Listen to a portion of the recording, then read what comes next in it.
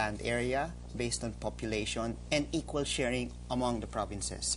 And that's why it's going to be a fixed. That's the fallacy of that argument, Manolo.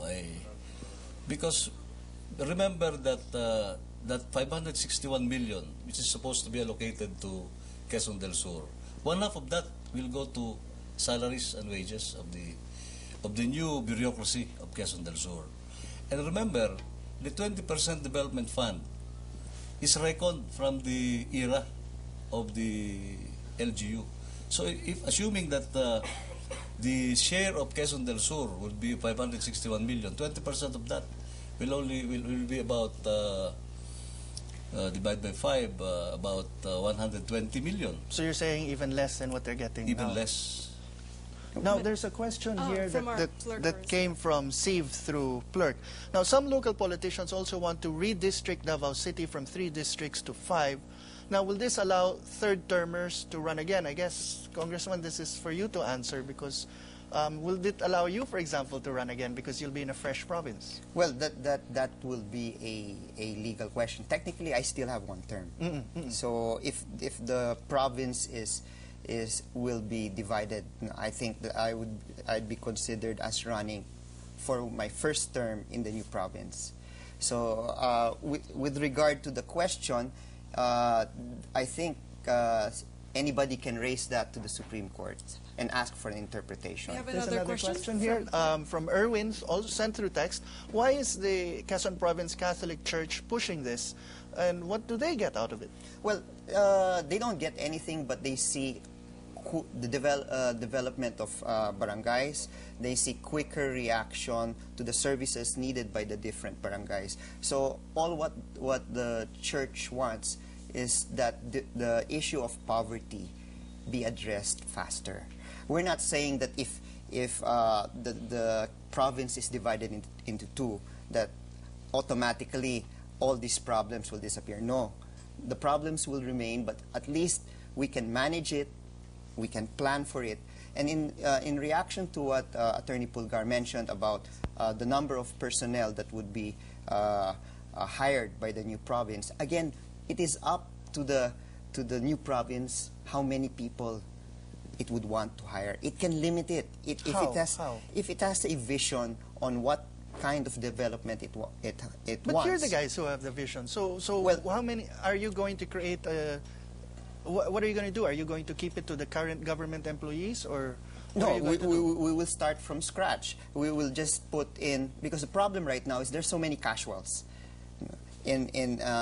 Well, in any governor's office, there are a lot of casuals, whether it's from Quezon or another province. But the thing here is try to limit the number of personnel, in order to address the other problems that the provinces. If I'm correct, naging bukal kayo, di ba?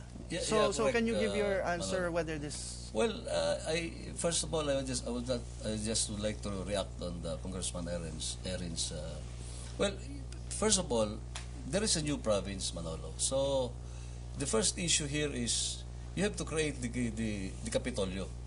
So all the government buildings and government offices will have to be constructed. And where do we get funds for this? So we're thinking, ballpark figure, I see about 1 billion pesos for the infrastructure of this capital center. There's a comment here on the screen from Piwi. Would you like to read it? Okay. We say no to division of Quezon. Hindi sagot sa kahirapan ng paghahati nito. Well, I would like to thank Piwi. He comes from my district here. But if we also look at the history of Tagkawayan, Tagkawayan was a barangay of Ginyangan. And when Tagkawayan was created into a municipality, it prospered. Okay, we have another question from one of our UP students. Hi, sirs. I think it's quite problematic to say that it only depends on the division or the unity of a certain province that economic development depends on. The thing is, development is in the proper, I don't know, it may be in the proper allocation of the resources. And if we say that we have to divide a certain province just so we can allocate properly the resources, it seems quite problematic. Kasi, mangyayari niyan, dalawa pa yung papasweldohin mo eh. Dalawang government yon. And the thing is, we cannot really say that it's not properly allocated, pero maraming nakukuha kasi napupunta lang. We have to realize na marami naman napupunta sa resources natin, sa bulsa lang rin naman ng mga namumuno. And if we say na mas dadamihan mo pa yung namumuno, there's certainly a large probability that it will just go on their pocket. So it seems... This brings up a question I want to ask both of you. So far, we've been discussing this. We all have an opinion about this. You're proponent, you're anti. But what are you doing, both of you, to bring the province into this discussion? I was in Lucena on last August, and I was asking the students there, wala silang alam tungkol sa plebiscito, and they were confused about the whole issue. So now that, first of all, let's start. When is the plebiscite? Well, there are reports right now, again, that first what you mentioned, December 6. Now, it seems that we've been informed by friends from media, it's December 13.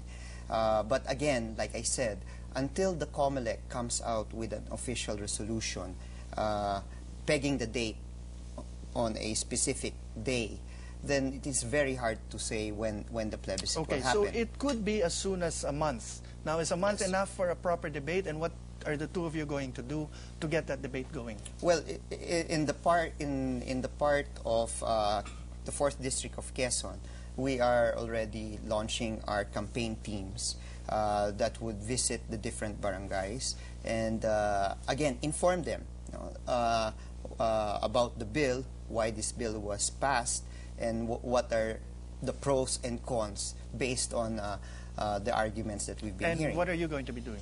Well, we've been going around the local radio stations in Lucena and neighboring towns of Quezon, and we are also drumming up the interest on the plebiscite in the local campuses. I think right now, as a matter of fact, the move of certain groups to post streamers all over the province to the creation of Quezon del Sur is going to help greatly in the information campaign because people magtataka ang tao kung yes, bakit ba may ano. Yes, and we're grateful that these streamers have come out suddenly last weekend. Can you both agree on venues people can go to ask for a proper forum? Is it the local parish church or? We will welcome that move on the part of Congressman Tañada.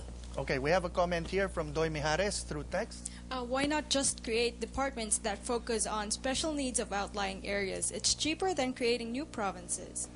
Well, again, that would depend on the governor. If the governor, even previous governors to that point, had already done that, then maybe the issue of not attending to the needs of the far-flung provinces would have been answered. But up to... Speaking of governors, yung malapit kayo sa kasulukuyang gobernador, he was for the division of the province. Ngayon, kontra siya. What happened? Well, when I'll answer that by citing a historical anecdote, Manolo. In 1860, in 1846, when Lincoln was a congressman, he moved for the division of the United States into South and the North, and he said that the South really needs, their own identity. They have to seek its own identity because they have different culture, etc. And then when he became president, that same statement was recalled for him, and he said, "Well," I was wiser now than before. And even it was Quezon who said that only fools don't change his mind. And I guess the governor of Quezon Province now, Governor Afinantes, though he was one of the sponsors of this bill, and when he was elected as governor in 2007, I think his perspective has changed. No, sasabihin ng tao, nakatikim lang eh. Well, I don't think so. Our province, Quezon Province, is only about 860,000 hectares. it's actually a very small